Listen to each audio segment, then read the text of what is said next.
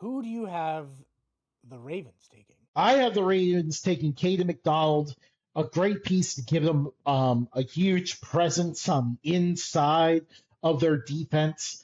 I think the Ravens definitely need to address that side of the ball. Their defense really let them down this past year, and this is a great start for them. I agree with somewhat of the position. I think defensive line is a big need right now. I have them going with Keldrick Falk. Their defensive line did not look the same this past year, and I think that was a big difference.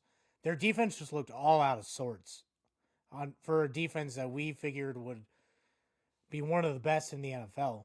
I think to help out some of the aging veterans in the secondary, I think they're going to need someone to get after the quarterback, and Falk available would be fantastic for them. Not great for AFC North. Tones went with Peter Woods. Oh, similar position. Moving on to the Bucks.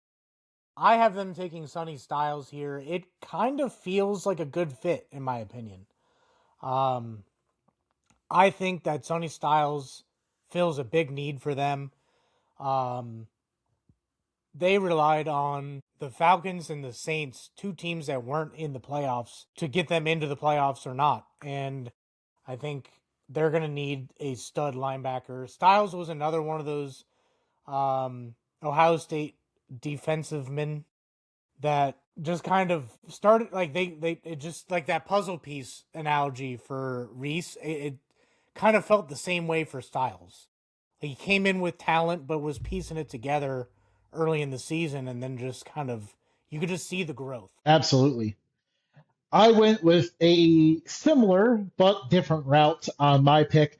Akeem Mesidor, the other Miami edge rusher who put on a show in the playoffs. He is a tremendous threat. Someone that's really, a guy who can get off the ball really quick and is going to be very difficult to deal with. The Buccaneers could definitely use that top edge rusher, and that's what they get here. Tones went with Caleb Banks. You almost jumped ahead. Yeah. You may as well jump ahead with the next one. Tones went with Ty Simpson. They need a quarterback in a bad way. It doesn't look like Fields will be back. Yeah, that's all I got. That's a pretty risky but ideal scenario for them.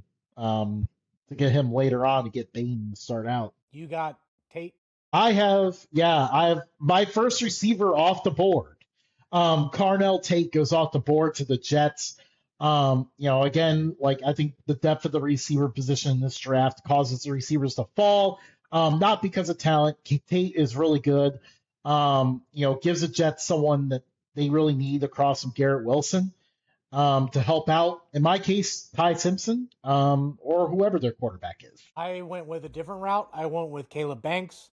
I think that I think the defensive line was so bad that they take two defensive linemen. I think that they're going to. I don't think the QB options for them is that great. Whether it's through the draft, in free agency, I don't think that they're going to find the answer out there this year. I think that what they're going to want to do is try to take a page out of the Seahawks book and build that defense up to what it was when Rex Ryan was there. Aaron Glenn, big defensive mind, gonna need some help. And what better way to do it than taking Reese and Banks? Yeah, I mean, and the interior presence especially is a huge need. If I remember correctly, the Jets were basically dead last in run defense in the NFL last year.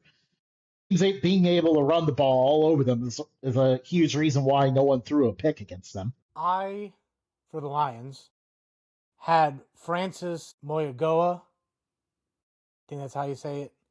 I do think he is talented to move up the board. I just saw a few red flags here and there throughout the playoffs. He did play pretty well, but there was some times where I think lesser talent got the best of him. And that's why I had him fall to the Lions. If there's any team that can figure out those kinks, it's the Lions. Dan Campbell will have this man biting kneecaps off. Yeah, that would be an absolute steal for the Lions if they were ended up with him. That would be huge.